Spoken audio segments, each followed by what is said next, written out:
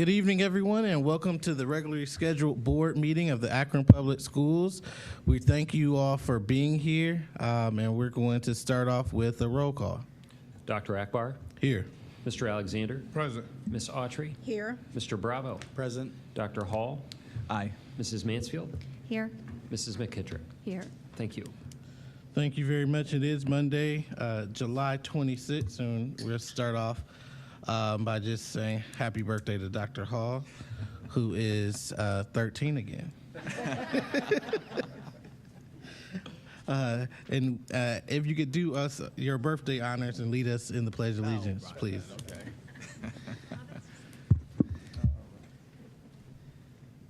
I pledge allegiance to the flag of the United States of America and to the republic for which it stands, one nation, under God, indivisible, with liberty and justice for all.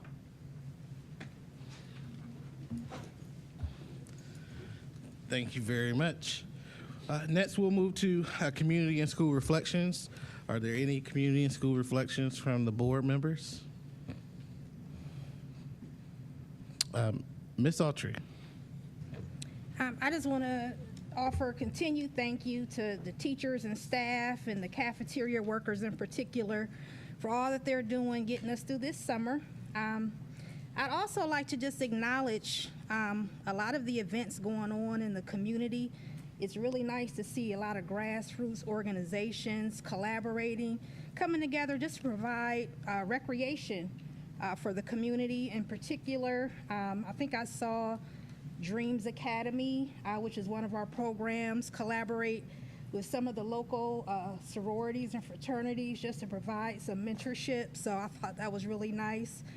There's an organization called Ladies First, who supports many of our female basketball players, and they've been all over doing really good things. And then just the movie nights that have been occurring in the park. I just think it's really nice to see the collaboration and grassroots organizations coming together to help support the communities. So thank you. That's all. Thank you very much. Is there any other community school reflections? Any other community school reflections? Okay, so hearing none, we will move from that item.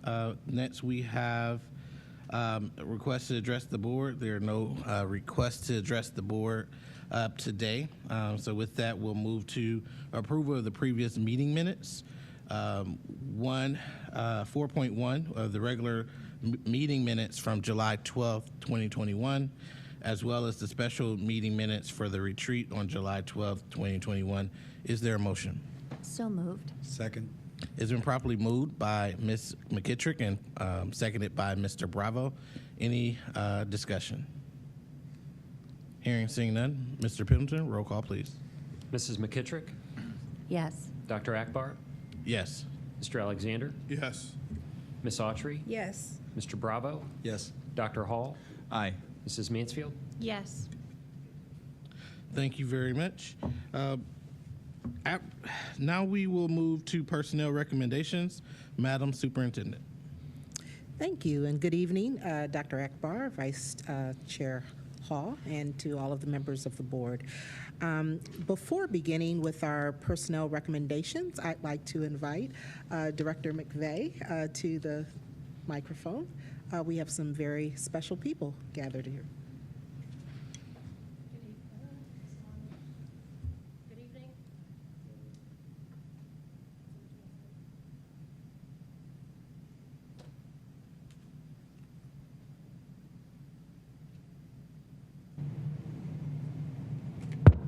Okay, much better, thank you.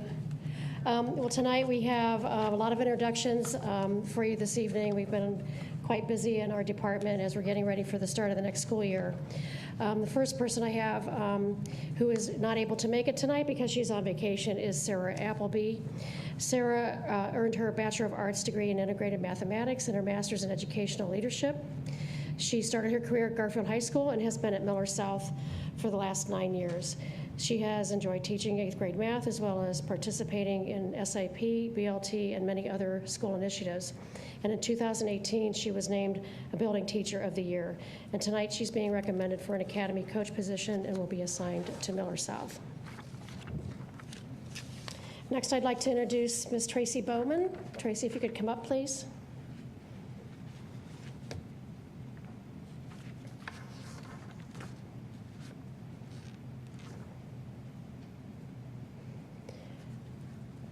Tracy started her career with Akron Public Schools in 1997, actually in the child nutrition department.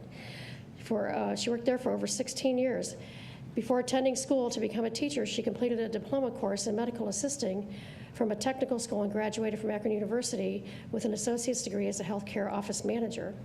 She later decided to go back to school to become a special education teacher.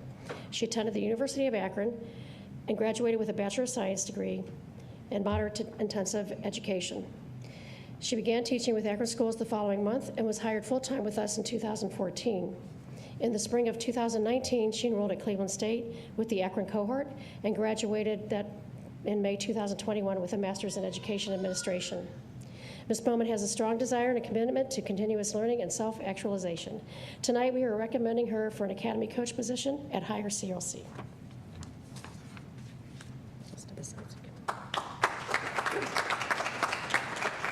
Good evening, everyone. I just want to thank the board members, superintendents, and the community for this amazing opportunity. I am so excited to what the future has to hold for the career academies. I'm so excited to be a part of it. I'm excited for the future of APS students, staff, and the community. Thank you again so much. Thank you. All right, Alicia Braddock. Come on up.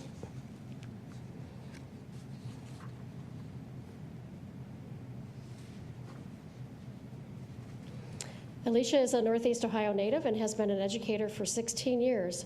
First a graduate of Ursuline College with a degree in healthcare administration, Alicia worked for various healthcare organizations for 10 years, including Aetna Healthcare as a medical sales agent. Entering the education field through a partnership program in business professionals, she earned a master's in education from Notre Dame College in South Euclid. She went on to work for Cleveland Metropolitan School District for 10 years and had many roles in Cleveland, which gave her various leadership opportunities. She joined Akron Public Schools in 2014, first at Bookdale, CLC, then moving on to North High School, where she was able to serve in many leadership roles, including an interim freshman academy principal. She then went on to obtain her educational leadership licensure through the Inspired Leaders Program in partnership with Cleveland State University. Tonight, we are recommending her for a Leader of Campus Support position at Firestone CLC.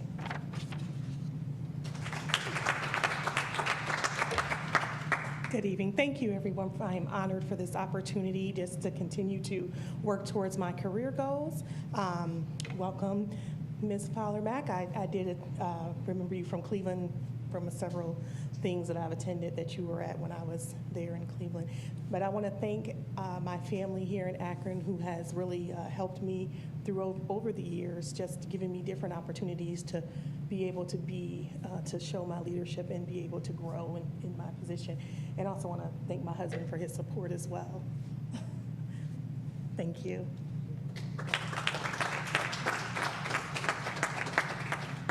Next, we have William Castrolo.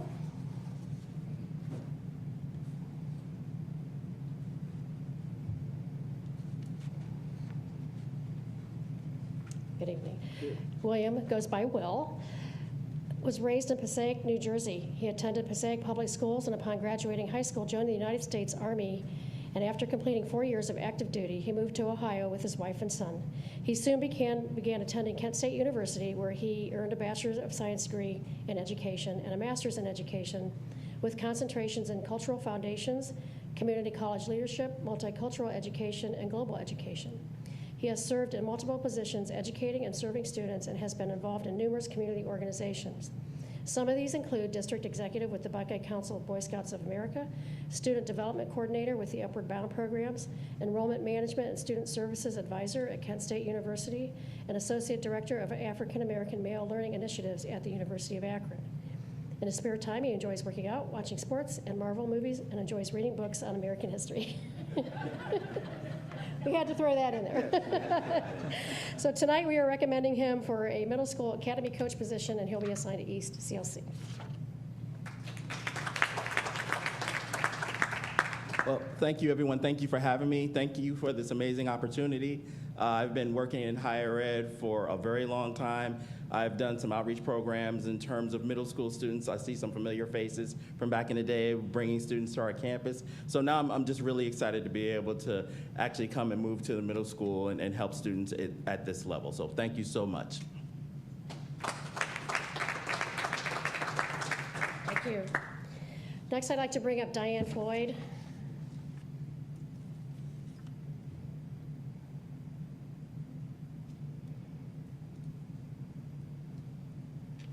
So if you recall, at the last board meeting, I did give a brief bio of Ms. Floyd as she was on vacation, and we went ahead and had her approved at the last board meeting. But she's here this evening, and so I just wanted to introduce her to all of you and remind you she was formerly a principal for us at Litchfield Middle School, and then left to go to Appleby Fairlawn for a few years, and recently applied to come back here with us, and she's going to be assigned as an elementary principal at King CLC.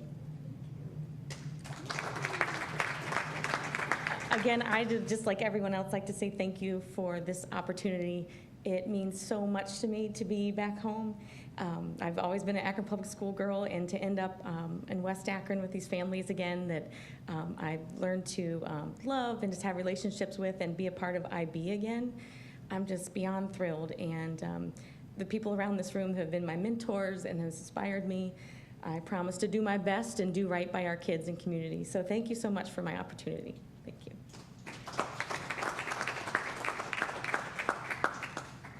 All right, next, Kenny Green.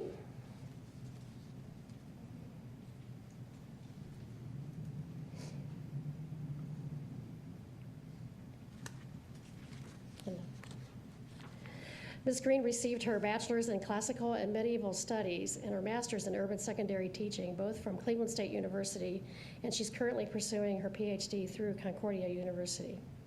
She began teaching in 2009 at Canton City Schools, where she taught at McKinley Senior High School, and later became a founding teacher at the Early College Middle School Academy. In 2013, she accepted employment as an early college program specialist at Cleveland Heights High School, where she not only taught incoming early college freshmen, but also orchestrated numerous academic initiatives that related to the vision of enabling students to attend college during their high school years. She continued to hone her craft by leading teams in the use of both classroom and building level interventions for at-risk students, with the goal of supporting students in the freshman transition, standardized test preparation, technology implementation, and so on. She is an accomplished urban educator with a desire for sharing her sincere love of the educational profession, as well as her deep passion for orchestrating resources and systems needed to ensure that all students have the knowledge and tools for achieving their dreams. Tonight, we are recommending her to be a middle school academy coach, and she'll be assigned to Jennings CLC. Congratulations.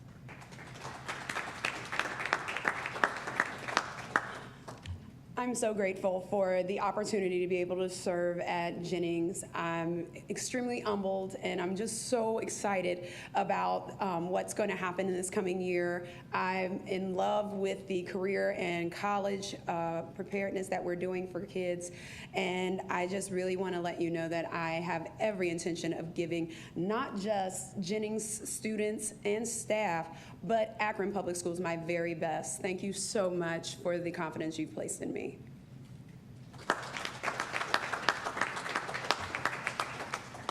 All right, Jessica Holler.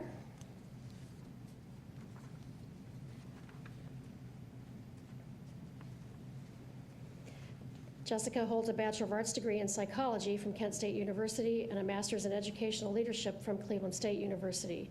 She also holds her principal license, and she earned her teaching license with reading specialization through Baldwin-Wallace University with the 4.5 generalist endorsement through Notre Dame College. She began her teaching career in 2009 at St. Paul's School in Akron and has taught for Akron Public Schools since 2013, most recently as a 5th grade teacher at Forest CLC. Tonight, she's being recommended for a Dean of Students position at Firestone Park CLC.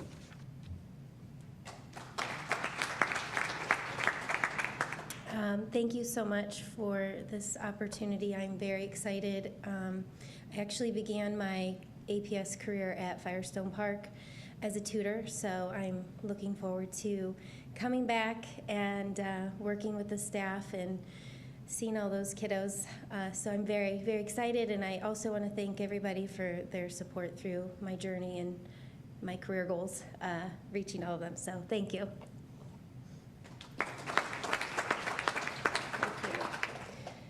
Next, we have Shelby Morgan.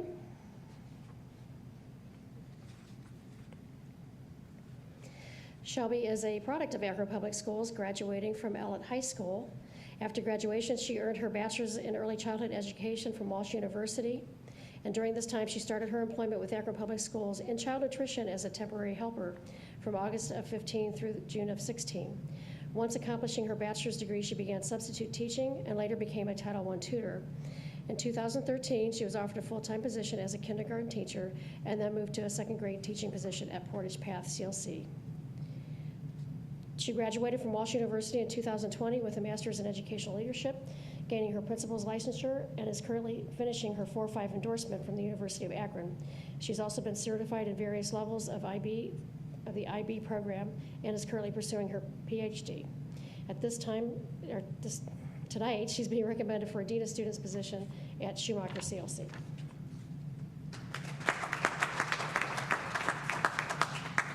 I first want to start off by saying thank you to the board, thank you to Madam Superintendent. I'm so excited to say that. And thank you to my family. I have worked so hard for this position, starting at higher, coming now back to Akron and being a Dean of Students at Schumacher. I'm very excited to get in there, work with the staff, students, and families, and really transform that profile of an elementary scholar into everyday activities that our students are doing. Even something that we're doing, we can all be a scholar. So I'm really excited for our goals. Me and Mr. Haynes already are down in the books, and we're ready to rock and roll on this school year. So thank you so much.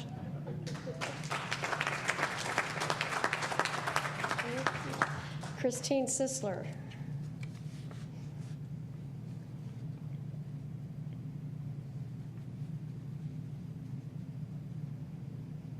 Christine graduated from Kent State University with a bachelor's degree in integrated social studies. 2 years into her teaching, she joined the Inspired Leaders program, earning her master's degree in educational leadership. She has served as a freshman academy lead, where she designed and facilitated the annual freshman orientation, including a completely virtual orientation. She's been an active member of the AVID site team, and in this role, she's collaborated with her fellow team members to ensure that all students have access to supports and high-level learning opportunities. During the 18-19 school year, she worked with Firestone's campus principal to create Leadership Cabinet, a student organization where students have a voice in building level policies and decisions. In the summer of 2020, she became an expert advisor for the AL Education Project. Tonight, we are recommending her for Leader of Campus Support position at East CLC.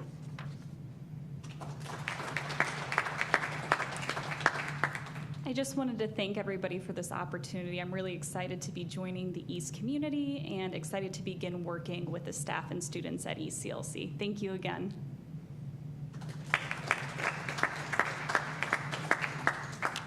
All right, Lynette Stevens.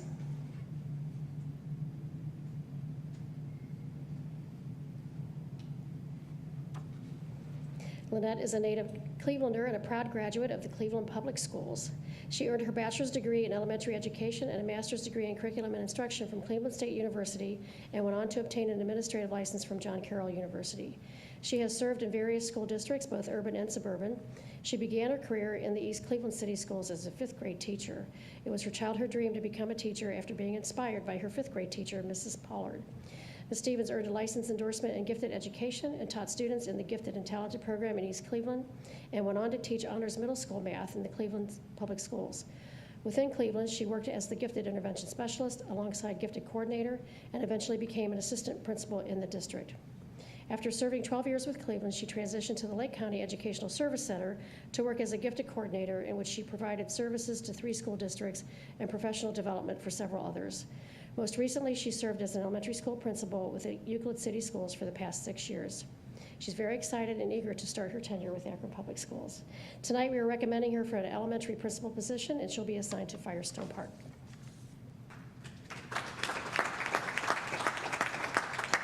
Good evening, everyone, the board, Madam Superintendent. I am so excited and honored to have this opportunity to lead in Akron and at Firestone Park Elementary. I look forward to working with the staff and students and families there to take them to the next level. Thank you again for the opportunity.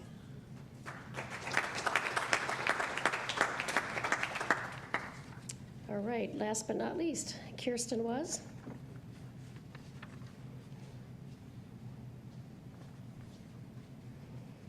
Kirsten earned her Bachelor of Science degree in elementary education from the University of Utah.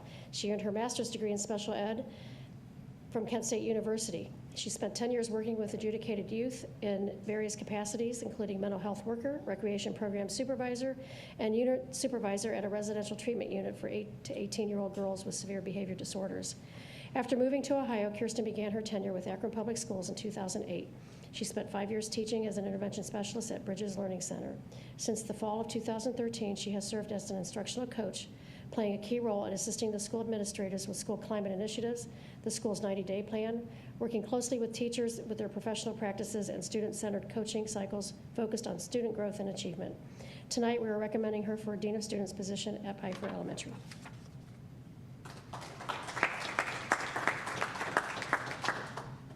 I am beyond, everyone was saying so excited, but I am so thrilled for this opportunity. I've shared with people, this is 14 times I've applied for this position. I've interviewed 4 times, and I guess 4 is my lucky number.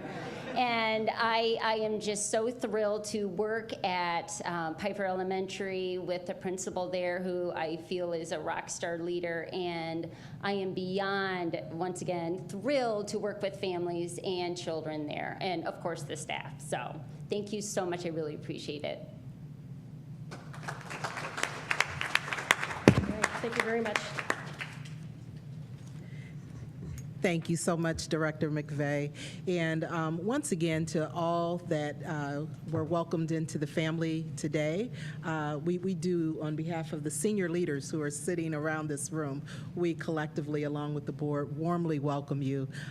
We love all of the energy that you brought, both in your comments, but what it represents and who you are. We're going to go ahead with our regular meeting, so this is a great time. You're welcome to stay. It also would be the nice, polite time to go ahead and move about if you don't plan on staying for the full meeting. Welcome again. Love it.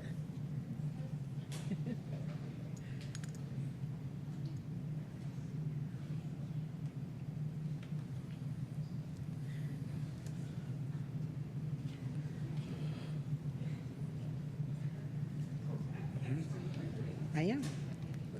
Still doing okay? Okay.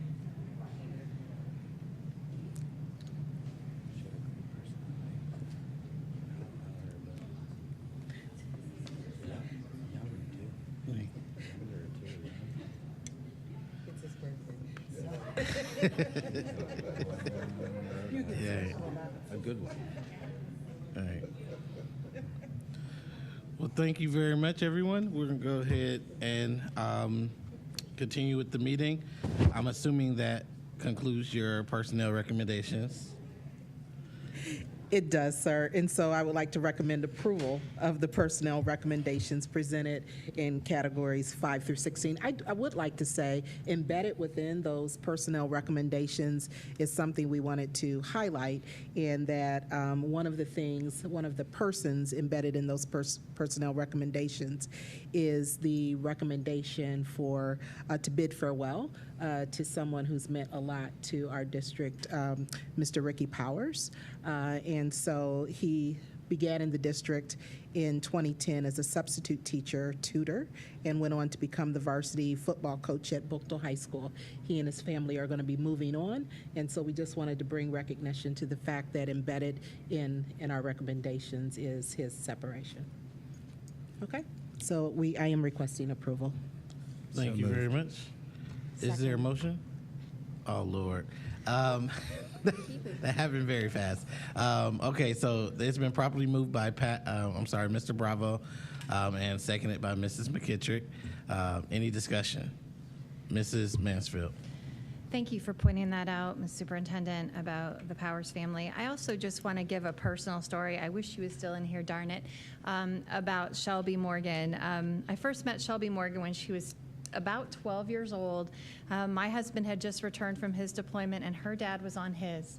And her mom showed up. They were the only volunteers that showed up to help us pack up balls and bats for the troops, something he was running.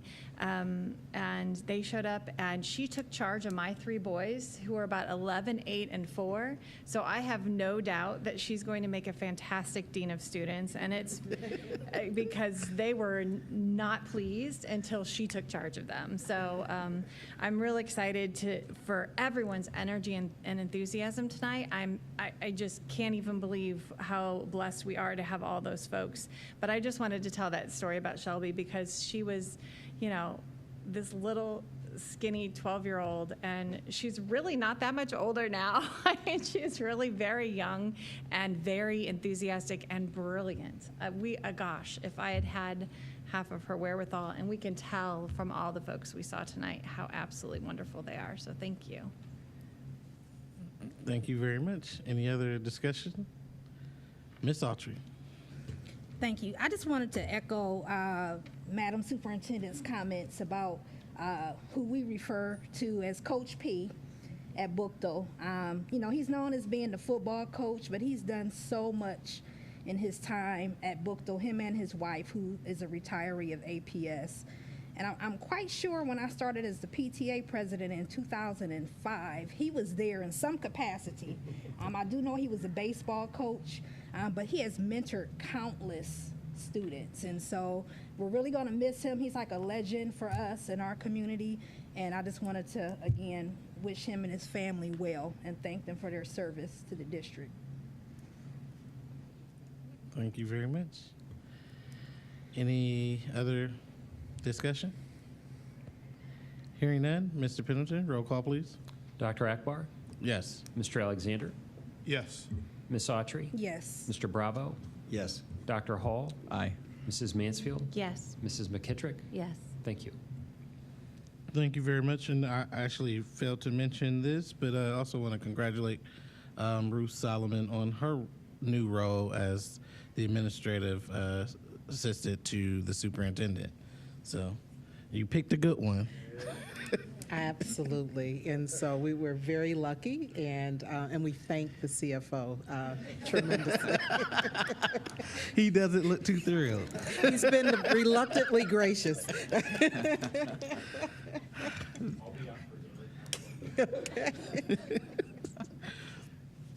All right, so moving on, we have resolutions and motions on the consent agenda. Madam Superintendent? Yes, sir. I would like to recommend the approval of the resolutions and motions presented in Category 21. They are in proper format, and I move for their approval.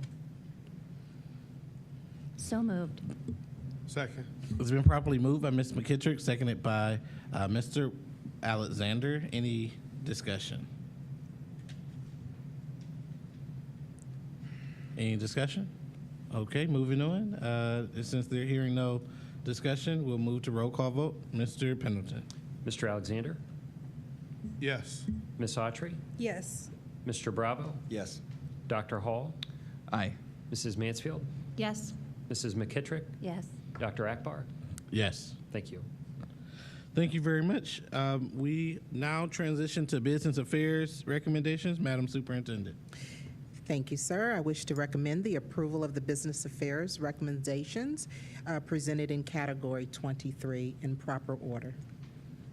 Thank you very much. Is there a motion? So move.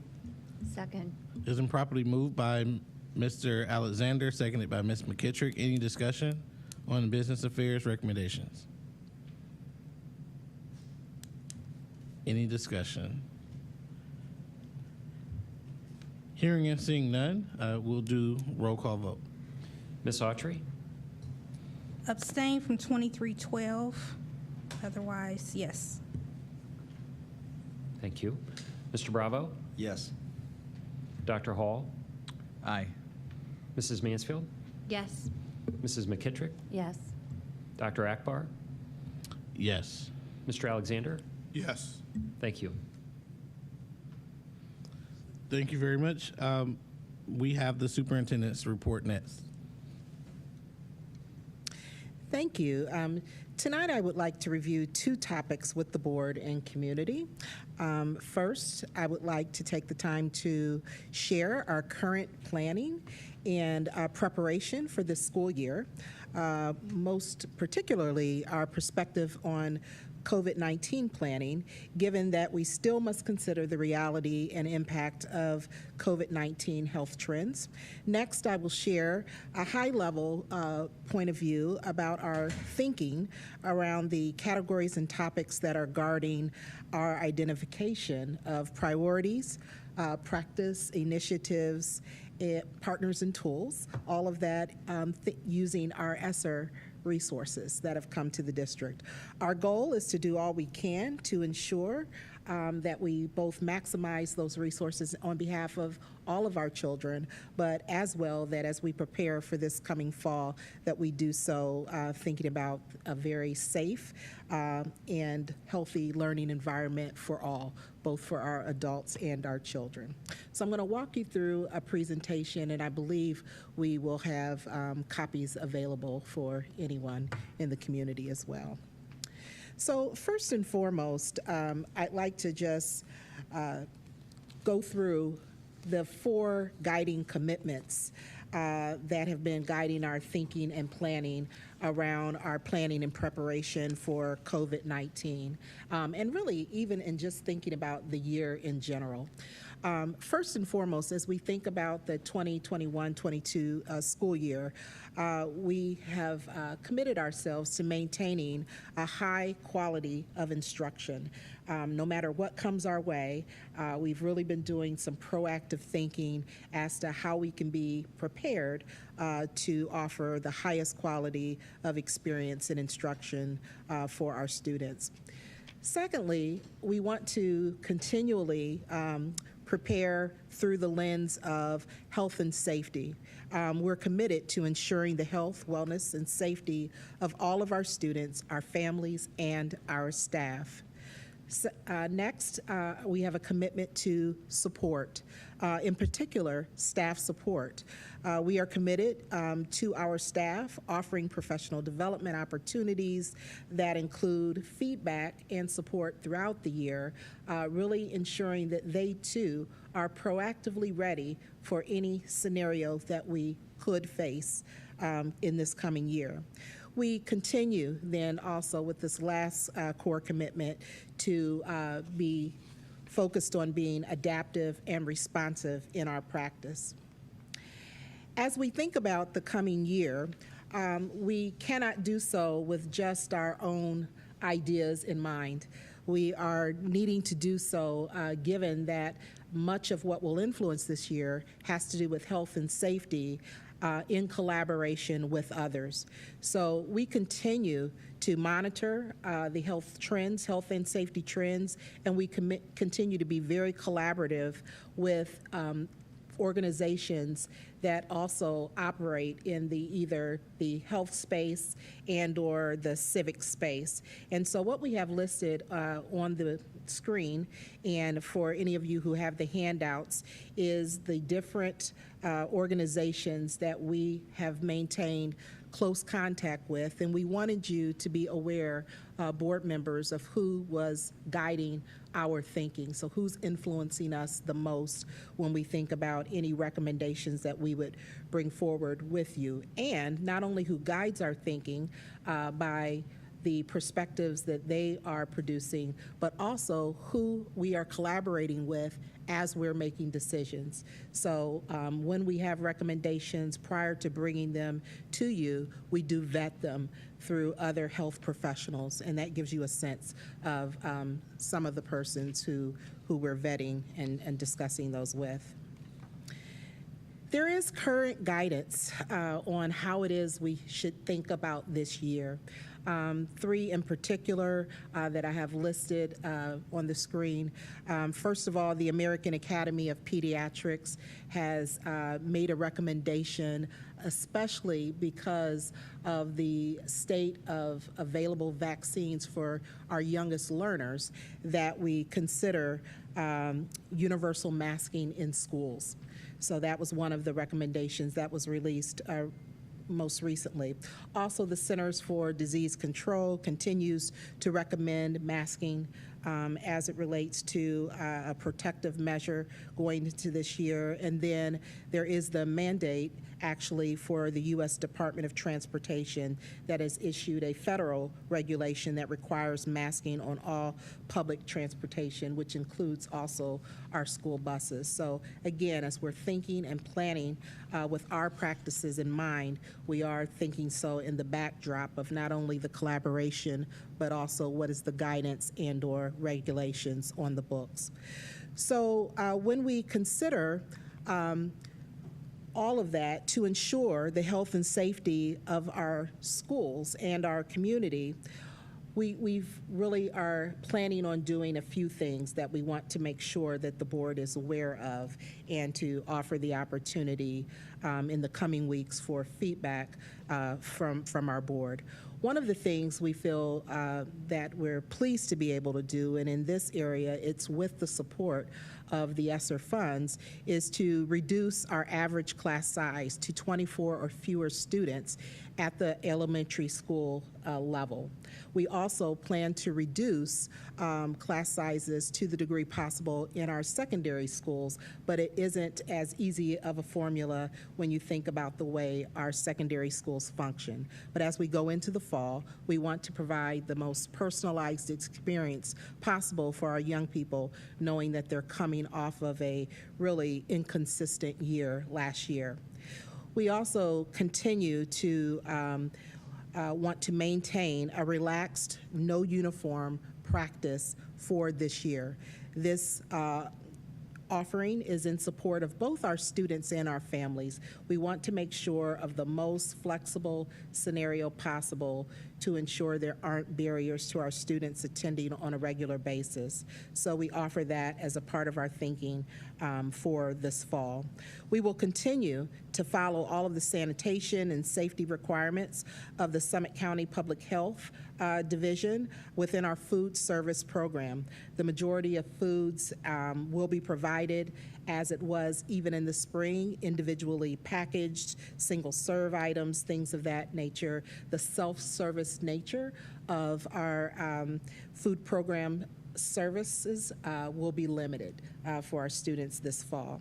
And then we continue to plan to make meals available for any of our APS online students. Again, trying to think proactively about what might some of the supports that still need to be in place for our students and our families. Based on the recommendations then, going back to the American Academy of Pediatrics and guidance from the Centers for Disease Control, and in consultation with public health officials here locally, we will do a few things. One of the things we will continue to do is to reevaluate the guidelines monthly. So throughout the course of this year, and especially so in the fall, we will continue to be very vigilant in our monitoring of what changing plans are happening, and to make sure that we are walking in alignment with the guidance of our state and then all of our the health officials as well. We also are planning to require all students, staff, and approved visitors to wear masks inside school facilities where service is provided to students. Again, proactively, we're trying to ensure the safest scenario for the adults and for the students of our community. We are planning to require all students and staff to wear masks on school buses and vans. Again, that is federally mandated, but is reinforced through our expectations as well. Metro also requires masks to be worn, and so that is something that will be in place this fall until those regulations change. We will allow, of course, for the removal of masks when outside, so when students are at play, when they are coming to school, things of that nature, they would be allowed to not have their mask on and would be given frequent breaks throughout the day to accommodate their needs. We would continue to encourage our parents and caregivers to monitor the health of students. So we will continue to message accordingly to all of our families, asking them to partner with us to really ensure a healthy state for teaching and learning. And when in doubt, families should consult the school and refrain from sending ill children to school. We will ensure the health and safety routines are communicated to staff so that there is clarity about safe practices that need to be in place. Things like frequent hand washing, mask breaks, use of outdoor space, social distancing, which is generally right now at a 3 feet state. The traffic patterns within buildings. We want to do our part to mitigate and to lessen the degree of spread that occurs in the schools. And so we are asking for the collaboration and cooperation of our students, our families, and our staff. We will continue to engage staff, parents, and caregivers by providing opportunities for feedback and input. We have listed in this presentation a website where we can allow for two-way feedback. So if parents and families need our support and or require information, that information is always available to them.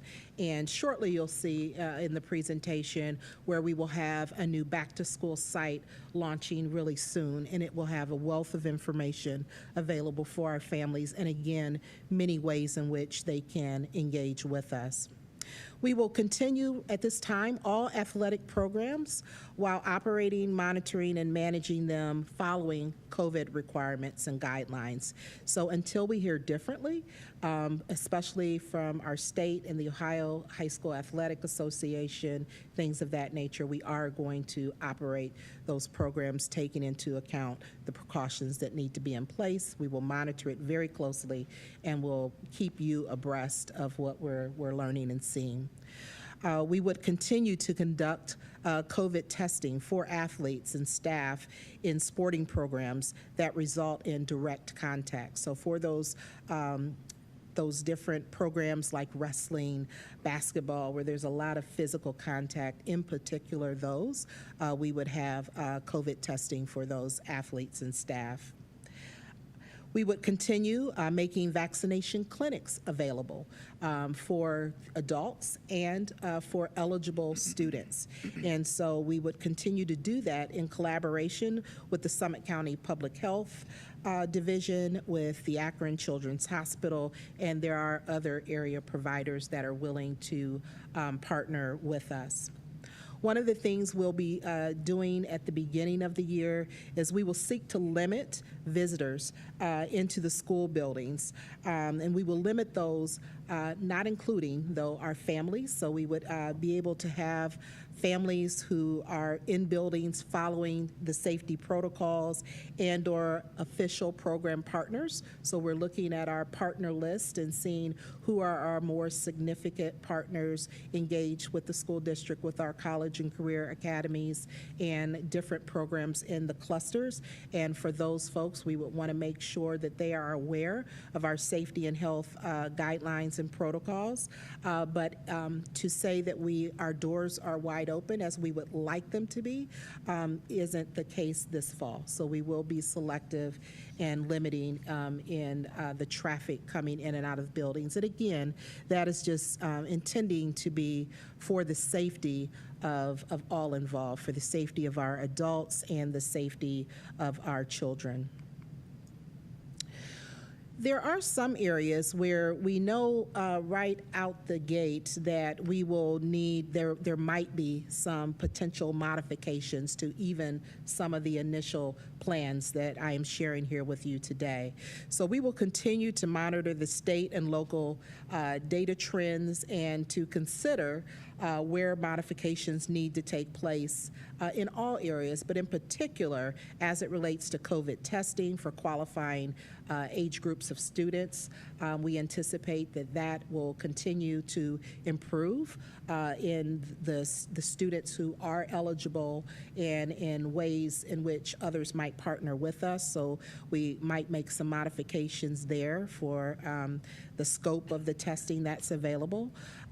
Field trips is another area. Again, field trips falls into a category where it not only takes into account the state of health of our students, but the state of health of the environment in which our students would be going.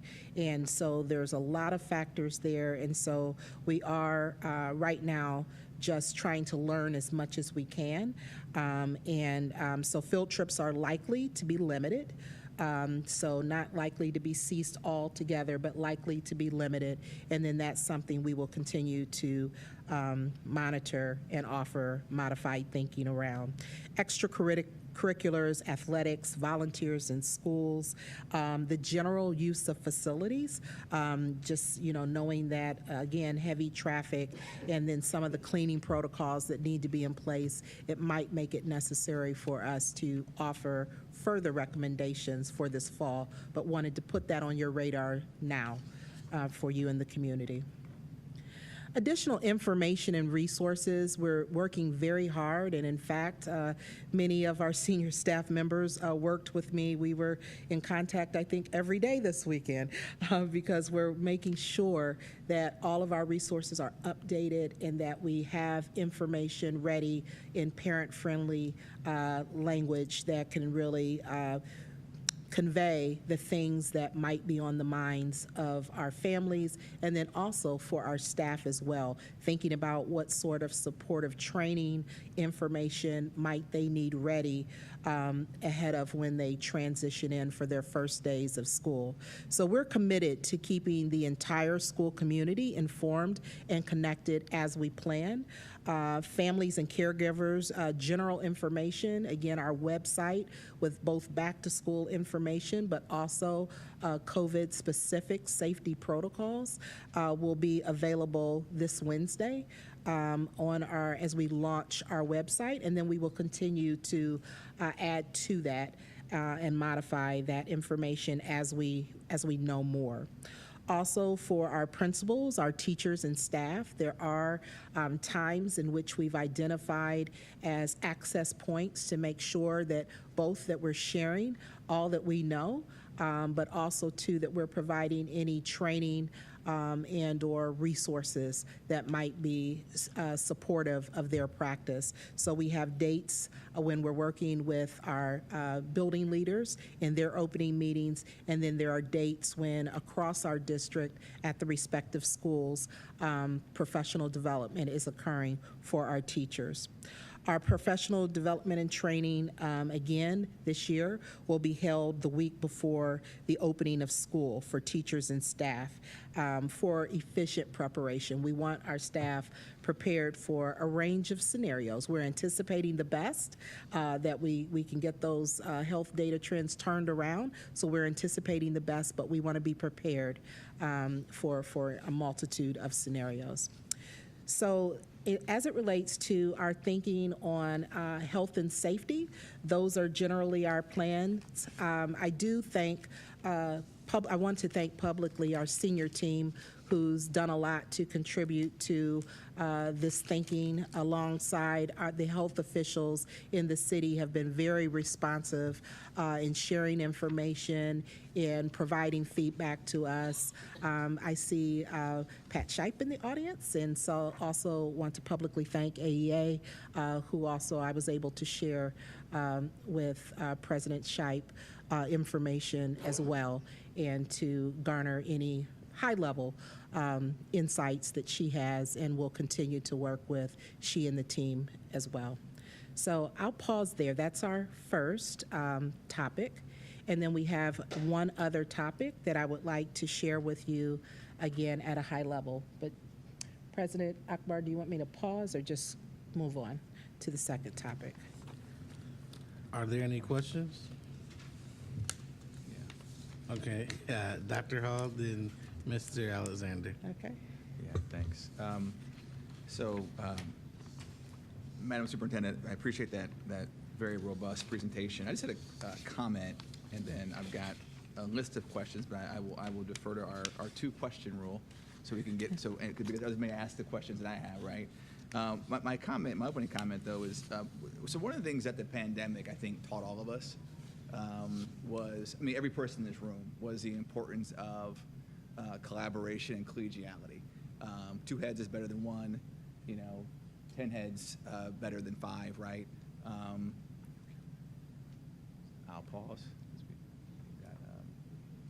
Oh, am I not talking in the microphone? Okay, all right. Anyway, where was I? Oh, yes, collegiality and collaboration. That's where I was at. Yeah, and so the question I had was, I recall in the previous iteration of our COVID response, we had I think it was a back to school committee that had representation from folks throughout the district. I think we had AEA representation on that as well. And as I watched this presentation, there were certain parts of this where we talked about how we consulted with public health officials in the community. I think the one thing you probably also saw was that the CDC and AAP and others, those guidelines and recommendations don't always align either, which is also a challenge, right? As we try and parse that. But my question was in thinking about the process that we use to develop this sort of high-level plan, are we still utilizing that infrastructure that was developed previously, or have we begun to go in a different direction as far as how we sort of formulate these kinds of plans? You referenced Ms. Shipe in the audience. My question is, for example, did we have AEA representation on that back-to-school committee, and is that committee still even in place? The committee is, we still have the ability to convene the committee. I will say, Dr. Hall, we have not abandoned in any way the spirit, our commitment of collaboration, transparency, cooperation, those sorts of things. We absolutely, that's a core value. As it relates to this information, we did not convene a larger team. Most of our staff at large have been engaged in the summer experience. Yeah. And so this started with my transition with really asking questions as to where we are currently, and then seeing pretty quickly we were prepared for a pretty typical start to the year. And then pretty quickly, I think all of us have been watching the data trends kind of tick up in the same way. So we do have a commitment to still engaging. I don't know if we need as large of a committee at this point in time, but we are committed to including the voices and to making sure, and even as I said, prior to even presenting this material, I did consult with the AEA president. I didn't have all of the representatives. I don't know all of those committee structures yet, but I did consult with the leadership. Gotcha. And then I'd say one more comment. I'll save my question so others can ask questions too. So you referenced this in your comments too. I think it's important for folks who are either watching or whatnot to recognize that, to your point, this is still a very fluid situation. It is. With the rise of the Delta variant, and just watching some of the stats on positivity rates, for example. What we have here could change quite a bit in the next 6 to 8 weeks. And so I think it's important that, folks recognize that just as what we went through last year with folks not being vaccinated and with the rise of variants, all of this is subject to change. And I think it's important that I'll use one of your expressions, Madam Superintendent, it's important to extend grace, to not just the people in this room, but we'd ask people in the community to do the same thing for us as well, because a lot of this is probably going to, in my opinion, a lot of this will be subject to change in probably 6 to 8 weeks. So anyway, so I'll reserve my questions until others have an opportunity to weigh in. Thank you. Thank you very much, Mr. Alexander. Okay, I had 2 questions because one of the things I wish we could do, and we know it's hard to do with the lack of funding that we have, is keep our classroom size to 24 and under, which would be really good for teaching and learning, but unfortunately that doesn't happen because we need more funding to do so. But my question is, with the ESSER funding, do we know about how many extra teachers we had to hire to get our classroom size down to 24 and under? I don't know if you... So Kathy, correct me if I'm wrong. Well, why don't you just say? I mean, I don't want to give her wrong. Let me not even try that. It is. Sure. continually getting resignations and retirements. Right. And then also hiring people. We have begun to hire extra elementary teachers in particular. Mhm. So, in those classrooms. Right. So I'm sorry. I'm sorry. Just for the sake of those who are watching online, can you say that in the mic, just so that make sure everyone can hear you? I'm sorry. Sure.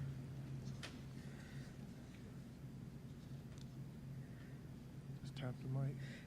See what's- I can repeat it for you if you need be. I think basically she said the number is fluid right now because we're in the thick of things, not only hiring for that 24 or fewer target that we have for our elementary schools, but also we have retirements, things of that nature that are still occurring. So there isn't a hard number, but we can get that data to you so you can. Because I was just trying to look at the normal staffing that we have, and then what would be the additional. So we know what classrooms, teachers we need to have for our regular classroom settings, but how many additional? So that's what I was trying to get. You can bring it back a little. We were anticipating an additional 20 to 30 Okay. special teachers, Okay. and we're accounting for 24. Right. Okay. That's perfect. That satisfies that question. And question number 2, with athletic programs, I know that they're doing summer workouts and things of that nature, and maybe there's camps, and then maybe some of the schools might be going or attending various camps that are outside of the school district. How are we? What is the protocol for those kind of like field trips these athletes will possibly be going on, if they go on them for the summer camp? Yeah, it's interesting that you asked that question. Mr. Black was giving me my update just this afternoon on that. So there is a protocol in place where they submit those requests through the athletic office and also through Mr. Black. For his awareness and response as well before coming up the chain for any other approval. Okay. Right now, we're really holding on responding. We got quite a few of them even yet today, which is why Mr. Black was talking with me. But we're just trying to see what's happening here in the next few hours. We know we were anticipating our governor speaking about the state of health, and we just want to understand how things are. So, but there is a normal process for that. Good, yeah, because I know that some of the coaches I see, and I ran into a couple over the weekend, like volleyball coaches and other coaches who were maybe possibly having some camps or maybe taking their kids somewhere else. So they were wondering about that. And I said, well, we will find out, but it came up today in the presentation, so I thought I'd just say, hey. Right. We want to say yes. Right. So we also need to be very cautious on behalf of our children. And we have to be safe and on the Absolutely. health. So I understand that. All right. Thank you. That's all I have. Mrs. Mansfield? To quickly follow up on the athletic question, one of the things that we did need to do last year was we kept it conference. Right. Thank you for the word. So are we right now considering opening our students up so they'll be playing in addition to camp? Sorry, I just want to go another step, just a tiny little baby step, to play teams outside of our city?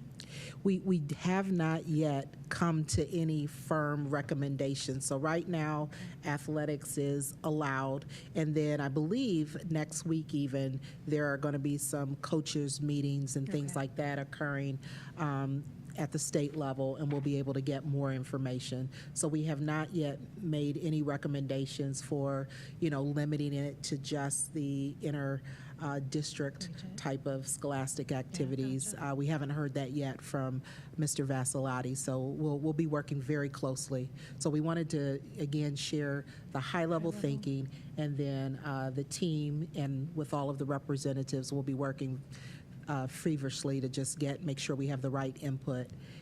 and can bring the right decisions. Part of that influx. Yes. Thank you for kicking that in my direction. So I just want to mention two things that I took away from that, and then there's one little bitty question just to think about. Okay. Just wanted to mention again, we had a presentation from Dr. McWilliams-Woods last meeting about the enhanced APS online.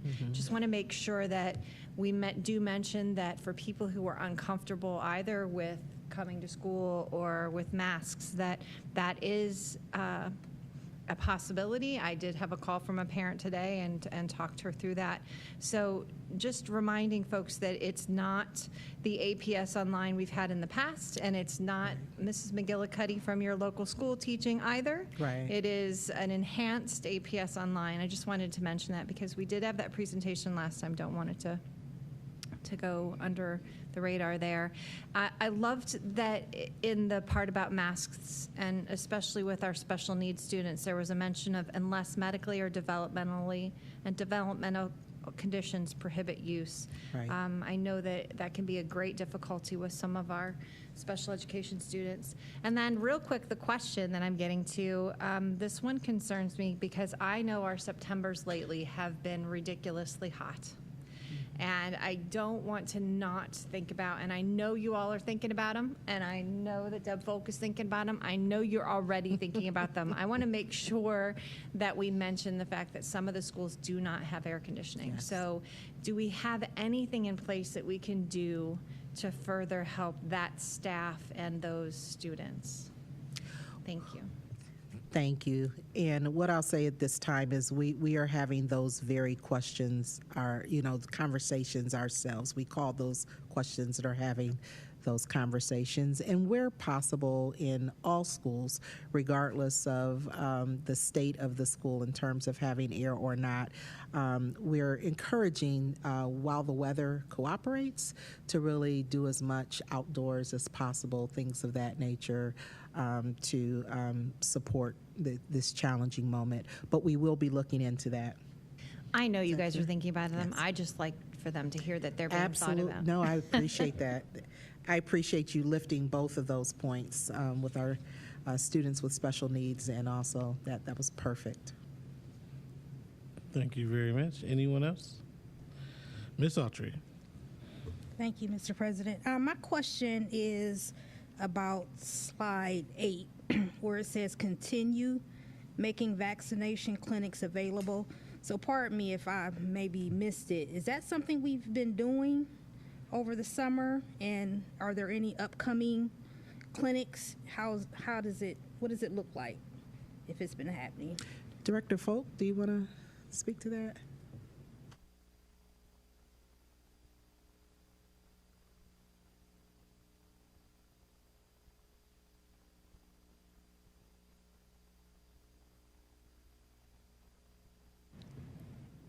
We really need one of those easy buttons to turn It is that an on. easy button. You just have to be able to read it. Good evening. Actually, to be honest with you, we had student clinics in April and May for our high school students that were available for the students eligible at that time at ages 16 and above. Some of our schools actually had over 100 students participate at that time. And we did not, because it was a two-shot regime, we did not do it over the summer, but we are meeting with Akron Children's on Friday to set the second set up as we go forward prior to the start of school. And we have had also conversations with Summit County Health, and we have had an outreach today from NeoMed, who is willing to assist us, and there are other providers. So all we have to do is want to make it as close to the families as possible by going to the individual school areas, because we will, for minor children, require not only the child to be available, but we need informed consent. So we want to schedule those properly at a time in which families can arrive, and that's part of the planning. But we will be doing those. And with children's, there's the possibility with the new guidance that came out today from the Ohio Department of Health. We have required vaccinations that are required to be in attendance, and they instructed today that they can be given at the same time as a COVID vaccine.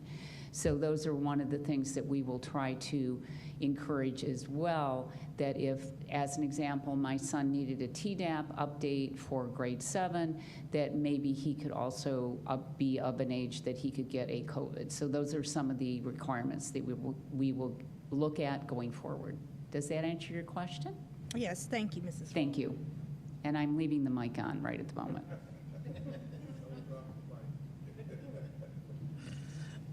Thank you. Any other questions or comments? Dr. Hall? Thank you, Mr. President. I've got two questions. So one, I know that, and this was talked about, I think last year as well. I think Ms. Folk spoke to this previously. But we know that, I guess I'm thinking about screening at the school level, right? So we know that the common cold, the flu, any sort of upper respiratory tract infection a lot of times it looks like COVID, right? There's a lot of commonality, shared symptoms that are there. And I'm wondering, how are we going to address that at the school level? And by the way, I'm not asking for answers for this now. I'm just sort of raising sort of concerns that were raised previously. But how do we address it at the school level? Because we know that children are going to be sent to school ill, or they may get to school, they may have felt fine when they got to school, and then they don't feel so well halfway through the day, right? So are we quarantining kids within the building? Is there going to be a classroom that's set aside where kids who exhibit symptoms are going to be sort of isolated, quarantined, while still getting sort of an educational experience?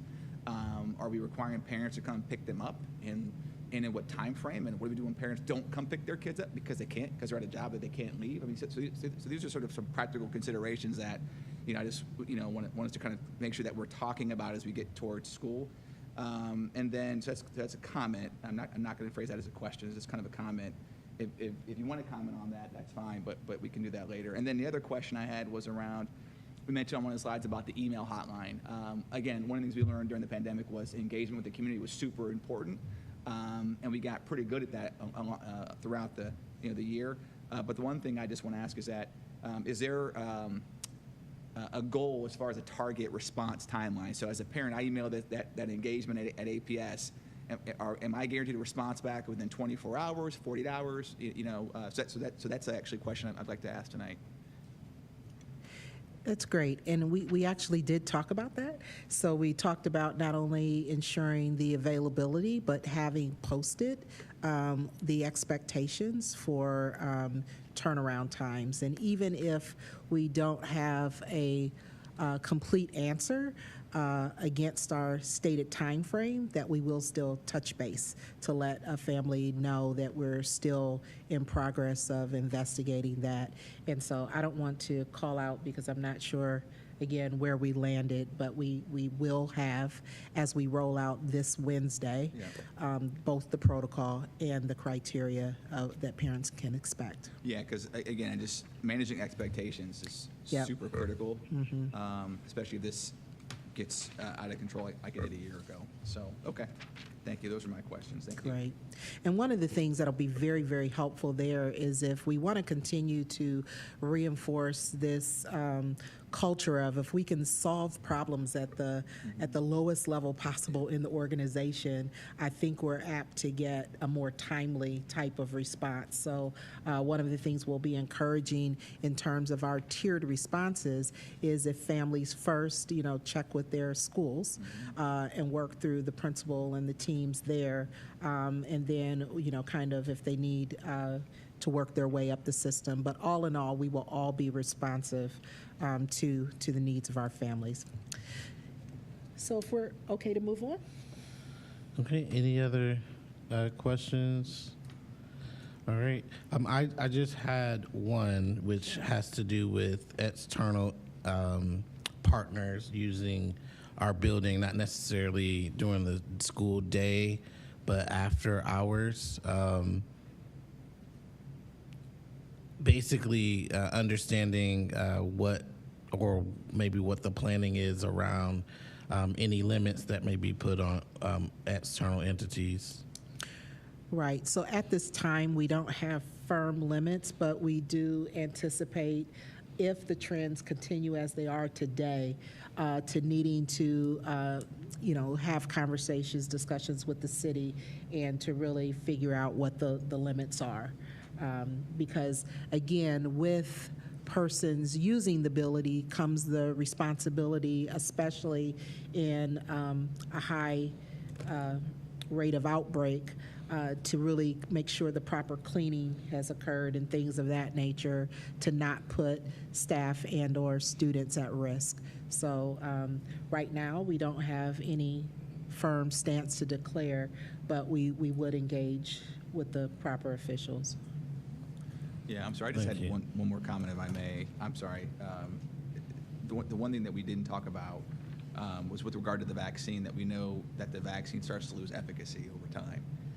So you get 4 or 5. So Pfizer's already released some data on this, illustrating the drop in efficacy from, I want to say, from month 4 to month 5. It dropped from 95% to 64% in their data. So as we get to the fall, people that were vaccinated in February and March, a lot of our teachers vaccinated in February and March, right?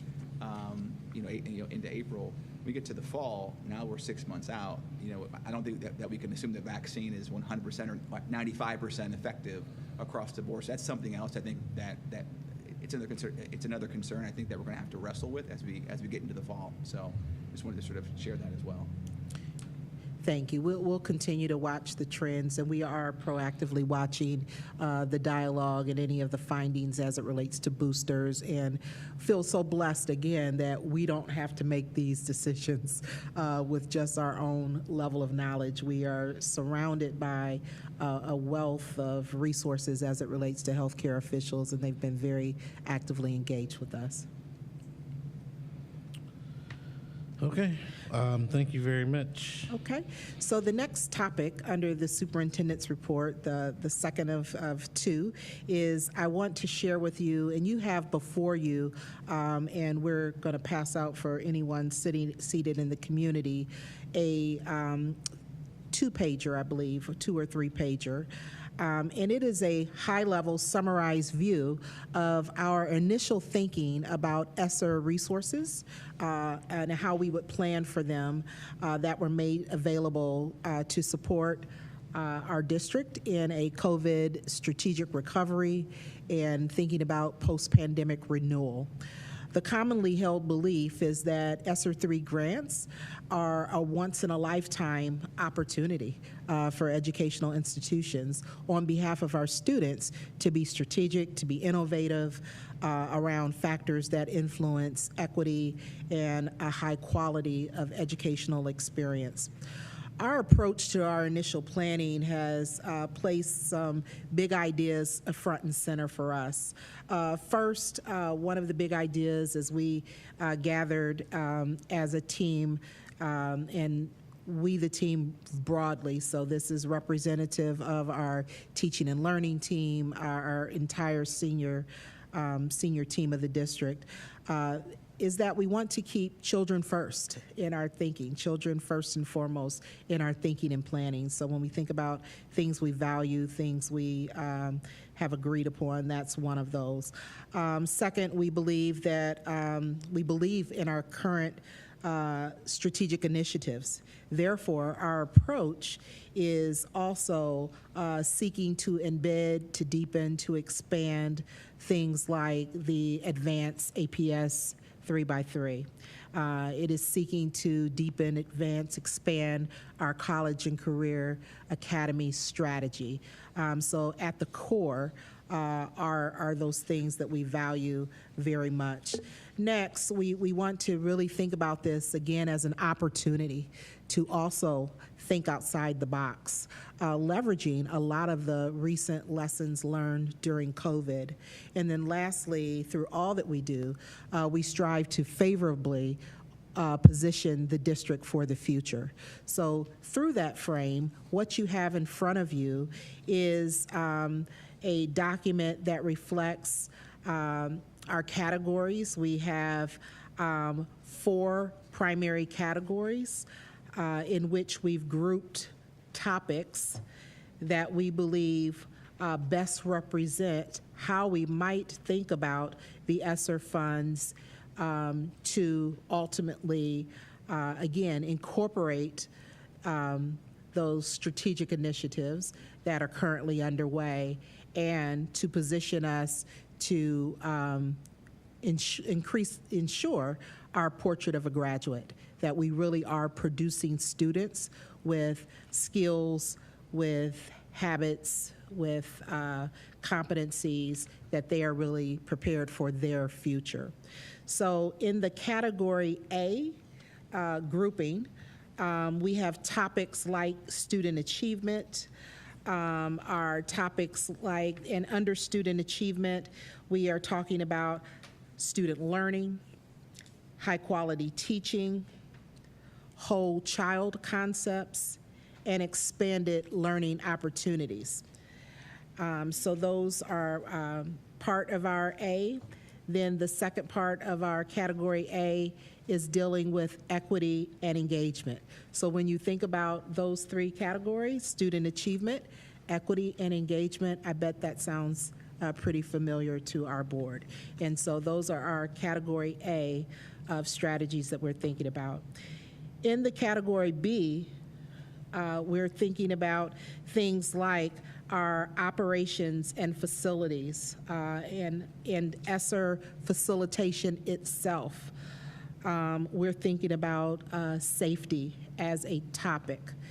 And again, we don't have the luxury as we think and plan to just do anything, any old thing we'd like to do, because we do have guidance that comes through, and in a future meeting soon, CFO Pendleton is going to walk us through what we know about the ESSER 3 funds and to give us more information of our our forecasts, but also the funds and some of the regulations around how we can use those funds. So we are bound by some guidance. So those are topics: operations, facilities, safety, and then again, really thinking about the capacity needed to use the ESSER funds. Those are things that would be in that category B. Category C, we are making the recommendation there that we again think about research and innovation, that we are future focused, that we are recovering, but also our future focus. And so that is the category for some of the potential initiatives that we might pursue using the funds. And then the last category is one of human capital strategic system supports, where we think about human capital supports and then strategic system support. In the column where you see strategic investments, again, this is initial high-level thinking that still needs to go through a process. But when we think of those topics, when we think of current work that has been underway and or likely next levels of work, here are some initial ideas that we put on the table. This still needs to go through a planning process. So one of the things you also have associated with sharing this bit of information, you also have a timeline that would share how we would get to an ultimate plan, both in the first year, our first year view, but then ultimately thinking about how we would get to a 3-year fuller plan that would take advantage of the resources over time to support, hopefully in a transformative way, the work of our district. So you will see that we plan to utilize both board meetings consistently for updates, project previews, or progress previews, things of that nature, but then also to use the committee work of the board that involves some of the other stakeholders as well, and then as well as senior team meetings and processes where we're engaging with other stakeholders, both in the community and the district. So we didn't list every stakeholder that will be engaged in the process along the way, but try to, at a high level, give you an idea of where are our thoughts, and what is our initial thinking aligning with, and then how will we go about both doing the work and sharing it with you. Okay. Any discussion or questions for Madam Superintendent? I said a comment just on the timeline. I, for one, really appreciate the timeline because I get very excited when I think about these funds and the things that we can do with them. So I really appreciate you going to this length to manage our expectations. Yeah. So thank you very much. Okay. Thank you. Any other discussion? Okay. Just a few things that I wanted to point out. One, I too thank you for this framework. And as we think about the framework, one of the things that I know we started the discussion around the citywide broadband network and looking at how do we partner with the city and maybe even the county to do that. I'm hopeful that that possibly will be a part of this discussion as well, as I know there's other potential funds available to do that. The other piece of that is I'm appreciative, and I know this board has talked about it for a while, which is become even more evident because of the pandemic, is the early childhood expansion and the more we can do with that. So I was really excited to see that already there and something that you're thinking about. So I wanted to thank you for that. And if I were to give just one additional piece, and I actually have a few comments, but I'll email them to you. One of the things with early childhood that I think we have an opportunity to, because a lot of our young people, maybe starting first grade, being the first time they're in a school. And I'm really concerned about our youngest among us and the impact that the pandemic has had on them. So I'm wondering, again, this is not for you to answer now, but as you're long-range planning for next year, to think about what additional supports can we provide to all students, but specifically the two sets of students that I'm thinking about, those early childhood students in K through 3, and possibly doing, things like Saturday school and some other innovative things. I'm not saying you have to do a Saturday school, just do that as an idea, but more innovative opportunities for our students to get more in school learning. And then the other piece is for those individuals that our data show were either on target pre-pandemic but aren't on target now. And those who were never been on target. So if we can figure out a way to target additional funding and supports to those schools using ESSER, I would love to see a school by school plan, because I think that's really where we'll see some of the inequities and where some of the need lies. So that's if I were to give you anything, that's the high level comments that I had about the plan. But thank you for this. Thank you, sir. And I think that those ideas actually fall nicely under some of the umbrellas we have. So that concludes my report. Thank you very much. Next, we move to the we just finished superintendent report. Next, we move to the president's report. And I just have 3 items. One, just for the board to know, I did have a conversation with Madam Superintendent and as well as Mr. Pendleton about our meetings being on Mondays. So the hope is that you'll get requests to schedule those on our odd Mondays starting for our August meetings. As well as the secondary piece that we talked about as a board in our retreat, wanting to have our cluster for the entire academic year. We believe we can do that, unless Mr. Pendleton found something else since Friday. We looked today and wasn't able to email you back. We see no reason under board policy or otherwise that you can't schedule those cluster assignments. Perfect. So that's the update from Friday. So it looks like we'll be able to do that next month. So be on the lookout for an email for your preferences for clusters so that we can make those appointments before the academic year. As we also stated, we did want to make sure that we, as a board, did our due diligence and a good job of trying to get out to some of our schools. One of the things I would love for us to see, as many of us as possible, to do something for the first day of one of our schools. So even if it's just greeting them as they walk in, I would love for the board to be engaged in that way on the first day of school, coming off of a school year where we weren't really in our building. So I think that would be something nice to welcome all of our families back into the buildings for an academic year.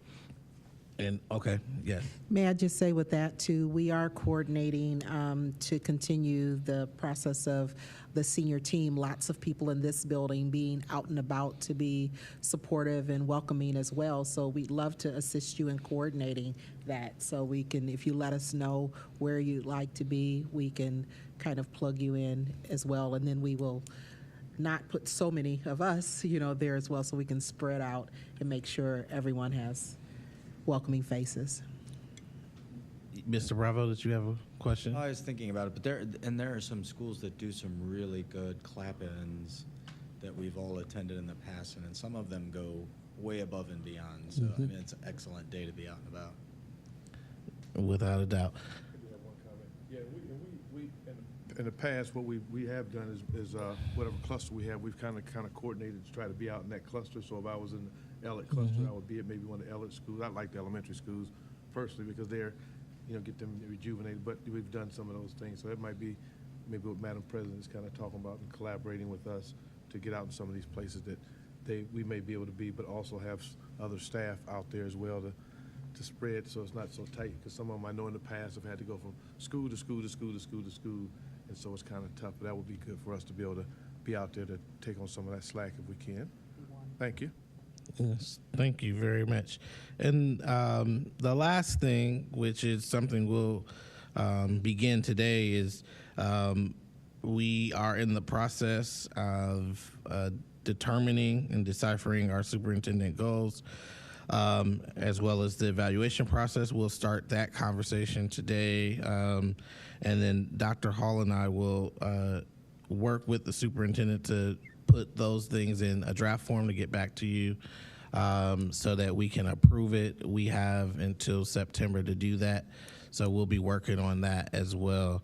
With that is my report. Any other questions, comments, or discussion? Yeah, I just had a comment. I had this funny thing go through my head. Walmart has Black Friday, and if you work for Walmart, it doesn't matter sort of what your position is in the company, you have to be in the store that day, right, or that night. And I kept thinking, like, is there some way that we can market us being in the schools on the first day of school? We wouldn't call it Black Friday because that's not good, right, for kids who don't like school. But maybe there's some sort of some marketing genius around, like, how do we brand the fact that the first day of school at APS, it's all hands on deck. We're all out welcoming and greeting throughout the day. So anyway, I figured I'd just throw that out there, and I'm happy to be part of that naming process, or Awesome, and I think I see a marketing genius in the house. So, Yes. Yes, we'll leave that up to the professionals, Dr. Hall. But thank you very much. I think that's a good idea. Any other comments or discussion? Okay, well, thank you very much. That concludes my report. We'll move to Mr. Pendleton for the Treasurer's report. Good evening, and thank you, Mr. President. I do have one item tonight that I want to draw your attention to. I know it's been some time since we looked together at the monthly financial reports. If you would pull that out or look at it online. This is an important month. we've just reconciled our June books, closed the fiscal year. Reported at a previous board meeting that we begin our audit review. It seems like we just finished post-audit, but away we go with our next audit. And there's some big numbers on this end of fiscal year that we should review and get into a habit. So at a high level, the finance or monthly financial reports, just to remind you, the first page is a summary. What's changed? Maybe a year or a month over month or a high level component of the report. The next 2 pages are revenue estimates, where we stand in terms of our local property tax collections, our state aid. Obviously, that's going to change next year with the Fair School Funding Plan. And then the last 2 pages are our expenditure review. How are we doing month over month with salaries, benefits? Are there any surprises? So I encourage you to take a look. The 2 high points for this June, if you're looking on that first page of the report, which is page 3, our June cash balance is $37 million improved from last fiscal year.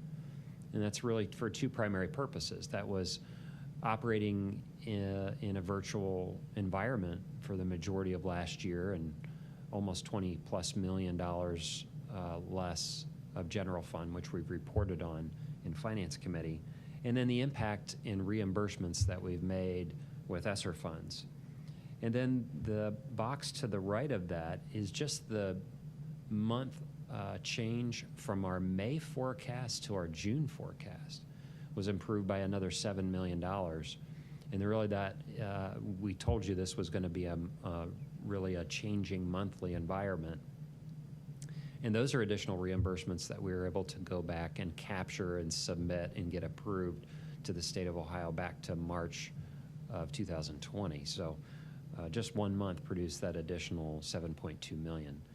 Special thanks, as I conclude my report, to the superintendent for outlining really the work that we have to do in the finance office in capturing that from a committee standpoint, capturing that in our office as we begin to plan for ESSER 3. And so with that, I conclude my report, Mr. President. Thank you. Thank you very much. Any discussion, questions for Mr. Pendleton? Ms. Autry. Thank you. So my question actually is kind of related to something we already voted on, 19.4, the transfer to our athletics fund, $75,000, which I just think it's always a good time with sports as we approach sports season, just to remind folks that that particular fund is for supplies or school equipment and whatnot. My question related to that was about ESSER funds and how they are able to reimburse the lost revenues due to not being able to fundraise during COVID. Thank you, Ms. Autry. As you know, and I believe most school districts around Ohio subsidize the athletic or co-curricular parts of the operation. They do. From time to time, we do those kind of transfers, at least at the end of the fiscal year and maybe halfway through. What's different about this transfer and for future transfers is as we look back, and I've talked about our rear view mirror, those extracurriculars, co-curriculars that lost fundraising money, we're able to use those ESSER funds to reimburse them, to hold them harmless, so to speak. That takes a lot of review, right? So we have to go through literally hundreds, if not thousands, of transactions to say, maybe what did they collect in fundraising revenues in 2019? And then that's our comparison year to say, well, we weren't able to do that for the next 2 years. So we want to hold them harmless. And I think you're going to be seeing maybe some more of that and how it fits into the superintendent's guidance.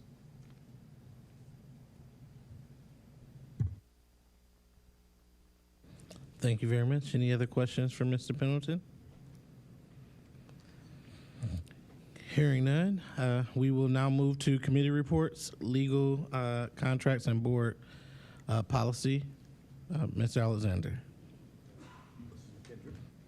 I'm going to get us started. So we had our meeting on July 21st, and Mr. Alexander, Ms. Mansfield, Mr. Pendleton, and Diana Feidel were all present. Mr. Alexander gave us the meeting summary for May 27th, and the following topics were discussed. We discussed Mary Perkins' retirement and replacement, and the posting has been made. And the replacement will be responsible for all Neola updates going forward, including sharing the information with the board and senior staff.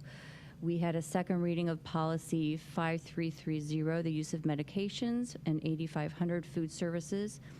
And Ms. Feidel informed the committee that as a result of the resolution agreement regarding a complaint filed by a student with a disability, specifically a nut allergy, we will be revising 2 of our policies to add some language.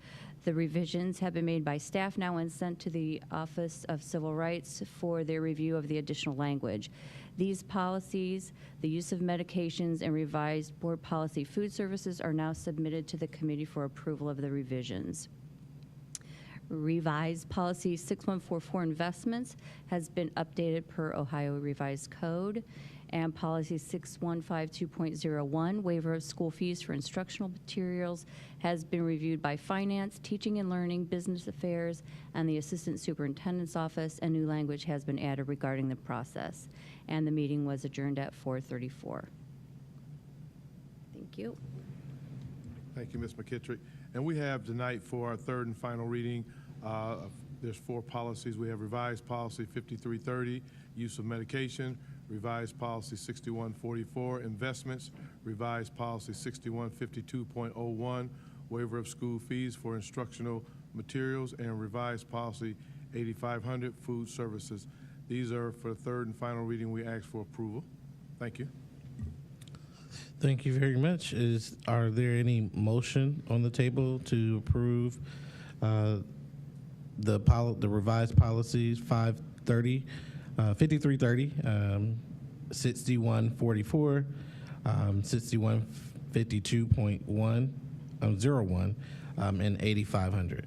So moved. Second. It's been properly moved to revise the policies listed aforementioned. Is there a second? Second. It's been seconded by Mr. Bravo. Any discussion? Hearing, seeing none, we'll do roll call vote. Mr. Pendleton. Ms. Autry? Yes. Mr. Bravo? Yes. Dr. Hall? Aye. Mrs. Mansfield? Yes. Mrs. McKittrick? Yes. Dr. Akbar? Yes. Mr. Alexander? Yes. Thank you. Thank you very much. Does that conclude the board policy? Yes. Thank you very much. We will move to the finance and capital management. Mr. Bravo. Yes, no report this month. We do have a meeting on August 14th. Thank you very much. We will now transition to our favorite committee, instructional policy and student achievement, and I appreciate the updates this month. I will start us off. So thank you to the board for approving our new world languages adoption for Chinese grades 7 through 12, French K through 12, and Spanish K through 8. The world language teachers are excited about their new materials with much broader digital resources.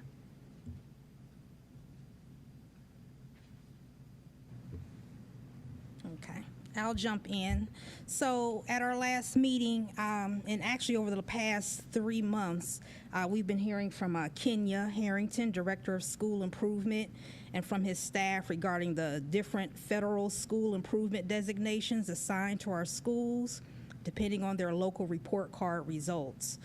We've heard about priority, focus, and watch schools, and discussed the type of support our district provides to schools during their school improvement planning process. All of our principals return today, and this week starts the school improvement planning meetings across the district, where the teachers and staff come together to write their goals and strategies for the upcoming school year. At our next meeting in August, we will be discussing the criteria to offer school vouchers. And we will discuss changes that are occurring in our state report cards due to House Bill 82. There are significant changes coming, including the elimination of the A to F grading scale, and instead using a 1 to 5 star system. And we will be keeping the board updated on those important changes. And last but not least, from your favorite committee, I've got an update on APS. We're so excited. Today's the first day of school. It is the first day of school for all of our I Promise School teachers. There's an update in the board docs regarding their summer preparations for the new school year and a welcome back for the students that's on August 2nd. So coming up real fast. This year, IPS has grades 3 through 7, which means they have one more year. That's in the 22-23 year to be full force with IPS grades 3 to 8. Time flies. Seems like we just started. I can't believe it. And last but certainly not least, this is so important, an update on our family resource centers is in your packet as well. Let's see. We have 4 clusters with fully operating family resource centers to launch this school year: Bookdale, East, Garfield, and Kenmore. And final plans are in the works to add the FRC in the North Cluster, with continuing discussion after finishing our goal to have the FRCs in every cluster. I will give one quick addition to that. I did attend the urban school update that was held with OSBA, and did talk a little bit about some of the work that we do with our family resource centers, with IPS, and also with our CLCs, as several districts, again, are looking at that. And they keep using Cincinnati as a model, and that's just great, but they have several CLCs. We have many CLCs, and when I mentioned the number, people were just floored. I think that it just, we do fly under the radar. So if y'all get any calls, it's because I did talk about that, and a bunch of people said, we need to take a field trip to Akron. I said, come on down. So hopefully we'll get a couple of our urban brothers and sisters who want to come take a look at what it's like to operate a CLC, especially with a family resource center, and the impact that's going to make. So huge thanks to United Way, and also the fact that I Promise is such a great teacher for showing us how that works really well in the community. So thank you. Thank you very much. Any questions or discussion for instructional policy? It's our enthusiasm. Yes, yes. I do have a question, actually. So in the fabulous update that was provided, it talked about the ride share, which I can't remember what the name of it is. Hold on one second. The Ride United, and offering the round trip Lyft rides to health appointments, grocery shopping, job interviews. Can you, someone, kind of give a brief update about that? Because I think that's a great resource for our community. And I know it says it's in the Family Resource Center specifically, but I'm not sure if it's one specific Family Resource Center, all of them. So can someone provide a brief update to that?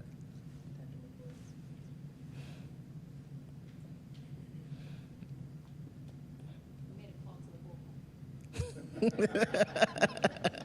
program is actually incredible. And I just heard an update from our Family Resource team about this just last week.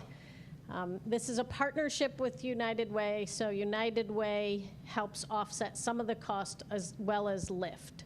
So it's a collaborative, reduced cost, but then United Way supplements. And it is for families to all of the listed services within the Family Resource Centers. So it's whichever families they serve within that neighborhood area, that they're able to access any of their appointments or needs through Lyft. It's an amazing. I asked, can we get that so that it's in every single school across the entire district? And they said not yet. It's stationed within the Family Resource Centers, but I wrote a note to talk to our superintendent about it and our treasurer about it, to look and explore, because what an incredible opportunity to be able to have transportation eliminated as a barrier. and it supports our workers in the community. So it's kind of a win-win both ways. Thank you very much. That's exactly what I was thinking, and this is one of the reasons why I love the updates, is you learn about these type of initiatives that are great but sometimes fly under the radar. I wonder if there's a way for us to market that at least to the families in those schools who have access to it, a part of our opening of school documentation. So just something to think about. It's a great resource. So I'm assuming that can conclude your reports, actually, right? All right. Next, we will move to Equity Committee. Dr. Hall? No report, Mr. President, but in light of the bias that was just shown towards the Instructional Policy Committee, I think the Equity Committee may change its name to the Excellent Committee, but we'll be working on that and hope to have an update for the next board meeting. Right, that's right. Wow. Communications Ad Hoc Committee. Ms. Autry. Thank you, Mr. President. So the Ad Hoc Communications Committee had our final meeting this past on July 20th. And so I just want to thank Mark Williams and Joanne Isaac, who have been really working well on this committee and getting our guests invited. Also in attendance, we had several TSS who are technical support specialists. We have 22 in the district, and we probably need a lot more, but you'll see that in the recommendations that'll be coming down the pike. Also, Ryan Rittenhouse, we were able to actually have in the meeting, so that was nice as well. So we just actually opened it up to hear from the TSS workers, and also we had Chandra Carter, who's a secretary and a parent in the district. We got a lot of good information. I don't want to give it all out because we'll be submitting a final report here that you'll have for the next meeting with some recommendations. But a few of the things are they're doing a lot of work, the secretaries and the TSS staff. So that is one of the big things that seemed to be a common theme in these meetings. They are really juggling a lot as far as keeping up with the things that we recommend. So it just makes you more conscientious of our many great ideas that we have, because they're the ones who have to answer the phones when parents call in and want answers and explanations. So again, that's just kind of a touch of what the last meeting entailed, but I look forward to submitting a final report on this. One of the things, though, I did also learn is that there's a lot more to learn. So that's all for now. Thank you. Thank you very much. I want to thank Ms. Autry as well for taking this on. As we have experienced in this pandemic, and even before the pandemic, some of the comments we received is, there's a lot of great things happening in the district, but we don't know about them. And so part of this committee is to explore what is actually happening and how maybe make some recommendations on how we can get that better positioned to the community. So we appreciate the work that Ad Hoc Committee has done and seeing it come to a close as well with those recommendations. Yes, Mr. Alexander. Yeah, and I want to, this needs to be known, to the community too, and thank you for Ms. Autry, because I hear a lot of stuff out in the community. Sometimes I speak about it, sometimes you don't, you just take stuff in, but I've heard a lot of positive things about you and how the meetings were going, even some of the people like the secretaries who felt really well, felt really comfortable, and felt the need to come there. So I want to thank you personally for doing a good job, because that helps Akron Public Schools and what we're doing and represent us. And I think you've done that in a good manner. And I think we need to thank you for that, because of what the people have said. And this is good feedback that's coming from people outside, not from you, but from people outside about you. So thank you. Thank you very much. Any other comments or discussion for Ms. Autry and Communication Ad Hoc? Hearing and seeing none, there's no unfinished business to come before the board, nor new finished business, new business. So there's no new business. We do have a need to recess into executive session. Before I read our quote, is there anything else that any board member or Madam Superintendent want to share with us? Hearing and seeing none, we will move into, we will recess into executive session. We do have a need to recess. And after our executive session, there will be no action that we will need to take. So want to save all of you from having to stay a little bit longer and coming back. So there will be no action but adjournment after our executive session. So I will entertain a motion to recess into executive session pursuant to Ohio Revised Code 121.22G1 to discuss the employment of a public employee or official of the school district. So moved. Second.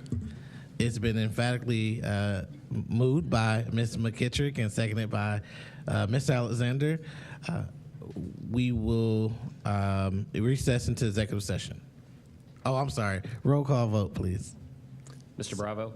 Yes. Dr. Hall? Aye. Mrs. Mansfield? Yes. Mrs. McKittrick? Yes. Dr. Akbar? Yes. Mr. Alexander? Yes. Ms. Autry? Yes. Thank you. Thank you. We stand in recess.